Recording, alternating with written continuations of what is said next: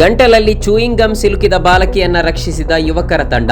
ಯುವಕರ ಸಮಯೋಚಿತ ಸ್ಪಂದನೆಗೆ ವ್ಯಾಪಕ ಶ್ಲಾಘನೆ. ತೊಂದರೆಯಲ್ಲಿದ್ದಾಗ ಹತ್ತಿರದಲ್ಲಿದ್ದವರಿಂದ ಸಹಾಯ ಪಡೆದ ಬಾಲಕಿಯ ಸಮಯ ಪ್ರಜ್ಞೆಗೆ ಮೆಚ್ಚುಗೆ. ಕೇರಳದ ಕಣ್ಣೂರು ಜಿಲ್ಲೆಯ ಪಳ್ಳಿಕರೆಯಲ್ಲಿ ಘಟನೆ. ಚೂಯಿಂಗ್ ಗಮ್ ಜಗಿಯುವಾಗ ಅದು ಗಂಟಲಲ್ಲಿ ಸಿಲುಕಿ ಉಸಿರುಗಟ್ಟಿ ಕಷ್ಟಪಡುತ್ತಿದ್ದ ಬಾಲಕಿಗೆ ಯುವಕರು ಪ್ರಥಮ ಚಿಕಿತ್ಸೆ ನೀಡಿ ರಕ್ಷಿಸಿದ ಘಟನೆಯ ಸಿಸಿಟಿವಿ ದೃಶ್ಯ ವೈರಲ್ ಆಗಿದ್ದು ಸಾರ್ವಜನಿಕರ ಮೆಚ್ಚುಗೆಗೆ ಪಾತ್ರವಾಗಿದೆ.